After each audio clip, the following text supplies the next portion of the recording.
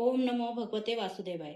अथ सप्त पंचाशतमध्ये स्वयंतखरण, शतधन्व्याचा उद्धार आणि अक्रूराला पुन्हा द्वारकेला बोलवणे. श्रीशुक म्हणतात, लाक्षागृहाला लावलेल्या आगीमुळे पांडवांचा केसही वाकडा झाला नाही. हे जरी श्रीकृष्णांना माहिती होते, तरी सुद्धा कुंती आणि पांडव जळून मेले आहेत हे कळल्यावर कुळाची रीत पाळण्यासाठी ते बलरामांसह हस्तिनापूरला गेले. तेथे जाऊन भीष्म, कृपाचार्य, विदुर, गांधारी आणि द्रोणाचार्यांना भेटून त्यांचे सांत्वन करून सहानुभूती दाखवून ते त्यांना म्हणाले, अरे रे, फार वाईट झाले. ही संधी साधून अक्रूर आणि कृतवर्मा शतधन्व्याला म्हणाले, तू सत्राजिताकडून मणी का घेत नाहीस?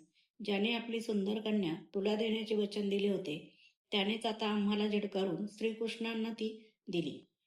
तर सत्राजिताला सुद्धा भावामागोमाग यमपुरीत का पाठवू नये?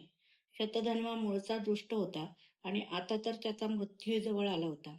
त्या दोघांनी असा बुद्धिभेद केल्यामुळे त्याने लोभाने झोपलेल्या स्थितीत सत्राजिताला ठार केले.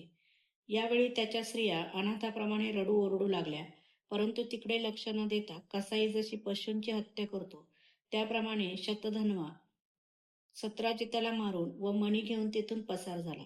वडिलांना मारलेले पाहून सत्यभामा शोकाकुल झाली आणि बाबा बाबा माझा घात झाला म्हणून विलाप करू लागली. मधून मधून ती बेशुद्धही पडत होती. नंतर पित्याचे शव तेलाच्या कढईत ठेवून ती हस्तिनापूरला गेली. अत्यंत दुःखी अंतःकरणाने श्रीकृष्णांना तिने आपल्या वडिलांच्या हत्येची बातमी सांगितली. वास्तविक हे सर्व त्यांना अगोदरच माहिती होते. राजा श्रीकृष्ण व बलराम ते ऐकून सामान्य मनुष्यासारखे अश्रू गाळू लागले आणि म्हणू लागले, अरे रे, आमच्यावर दुःखाचा केवढा मोठा डोंगर कोसळला. यानंतर भगवान सत्यभामा आणि बलराम यांच्यासह द्वारकेला परत आले आणि शतधन्व्याला मारून त्याच्याकडून मणी काढून घेण्याचा विचार करू लागले. श्रीकृष्णांचे मनोगत शतधन्व्याला समजले तेव्हा तो अतिशय घाबरला आणि आपले प्राण वाचवण्यासाठी त्याने कृतवर्म्याकडे मदत मागितली. तेव्हा कृतवर्मा म्हणाला, श्रीकृष्ण आणि बलराम सर्व शक्तिमान आहेत. मी त्यांच्याशी सामना करू शकणार नाही. त्यांच्याशी वैर करून कोणाचे भले होणार आहे? त्यांचा द्वेष केल्याने कंस राज्य घालवून आपल्या अनुयायांसह मारला गेला. तसाच जरासंध 17 वेळा युद्धात हार पत्करून रथाशिवायत राजधानीकडे परत गेला. जेव्हा कृतवर्म्याने त्याला असे वाटेला लावले तेव्हा शतधन्व्याने अक्रूराला सहाय्य करण्याची विनंती केली. तोही म्हणाला, त्या समर्थांचे बळ जाणणारा कोण त्यांच्याशी वैर करेल?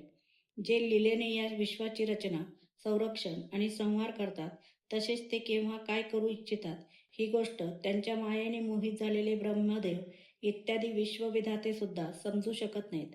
7 वर्षाचे असताना ज्यांनी एका हातानेच गोवर्धन पर्वत जमिनीवरून उखडला आणि लहान मुलाने पावसाळी छत्री धरावी त्याप्रमाणे उचलून धरला. मी तर त्या अचाट कर्म करणाऱ्या भगवान श्रीकृष्णांना नमस्कार करतो. ते अनंत, अनादी, निष्क्रिय आणि आत्मस्वरूप आहेत. मी त्यांना नमस्कार करतो.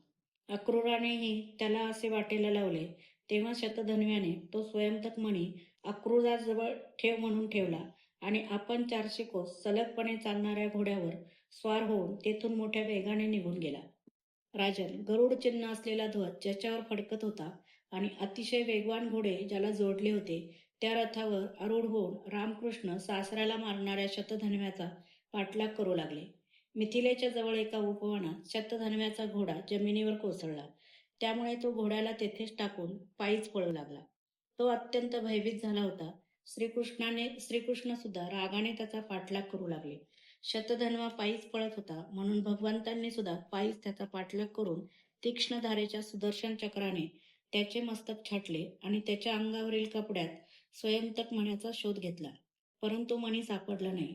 तेव्हा श्रीकृष्ण वडील बंधूकडे येऊन म्हणाले, आम्ही शतधन्व्याला उगीचच मारले, कारण त्याच्याजवळ स्वयंतक मणी नव्हता. तेव्हा बलराम म्हणाले, शतधन्व्याने स्वयंतक मणी कोणाजवळ तरी ठेवला आहे यात शंका नाही. आता तू द्वारकेला जा आणि त्याचा शोध घे.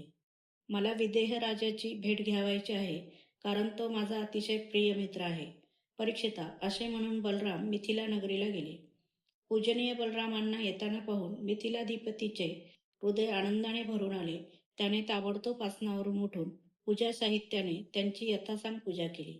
यानंतर बलराम काही वर्ष मिथिला नगरीतच राहिले. महात्मा जनकाने अतिशय प्रेमाने आणि सन्मानाने त्यांना ठेवून घेतले.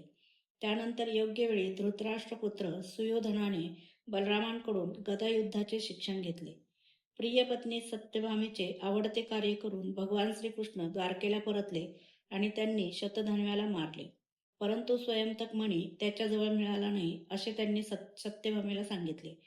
त्यानंतर त्यांनी बांधवांसह आपले सासरे सत्राजित यांच्या सर्व औदरदेहिक क्रिया करविल्या.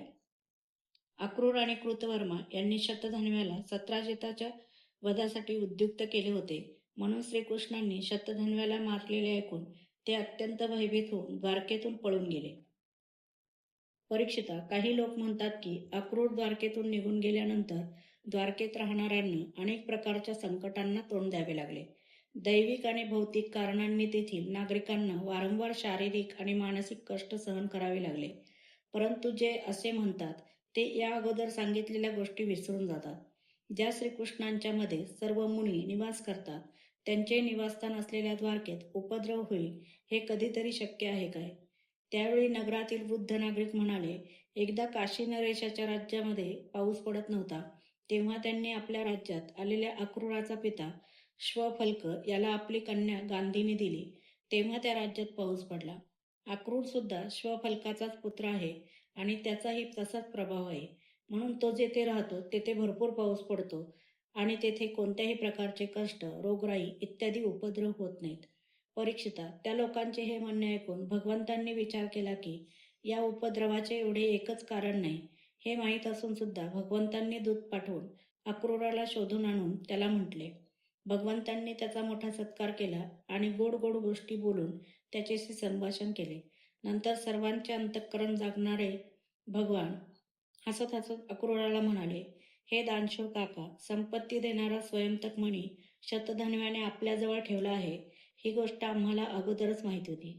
सत्राजिताला पुत्र नसल्यामुळे त्याच्या मुलेच त्यांना तिलांजली देऊन पिंडदान करतील. त्याचे ऋणही फेडतील आणि त्यातून जे काही शिल्लक राहील त्याचे उत्तराधिकारी होतील. अशा रीतीने जरी तो मणी माझ्याकडे असला पाहिजे तरी सुद्धा तो तुमच्याजवळच ठेवा, कारण आपण व्रतनिष्ठ आहात. शिवाय तो मणी इतरांना सांभाळणे कठीण आहे. परंतु माझ्या थोरल्या बंधूंना त्या मण्यासंबंधी माझ्यावर विश्वास नाही. म्हणून हे अक्रूरा, आपण तो मणी दाखवून आमच्या बांधवांची शंका दूर करून त्यांना समाधान द्या. त्या मण्याच्या सामर्थ्यावरच आपण आजकाल लागोपाठ सोन्याची वेदी बनवून यज्ञ करीत आहात. श्रीकृष्णांनी अशा प्रकारे त्याची समजूत घातली तेव्हा अक्रूराने वस्त्रात लपवून ठेवलेला तो सूर्यासारखा प्रकाशमान मणी बाहेर काढला आणि श्रीकृष्णांना दिला. श्रीकृष्णांनी तो स्वयंतक मणी आपल्या बांधवांना दाखवून आपल्यावर आलेला आळ दूर केला आणि तो मणी अक्रूराला परत दिला. सर्व शक्तिमान, सर्व व्यापक भगवान श्रीकृष्णांच्या पराक्रमांनी परिपूर्ण असे हे आख्यान सगळी पापे दूर करणारे व परम मंगलमय आहे. जो हे वाचतो, ऐकतो किंवा याचे स्मरण करतो तो सर्व प्रकारची अपकीर्ती आणि पापांपासून मुक्त होऊन शांती प्राप्त करून घेतो. अध्याय 57 समाप्त.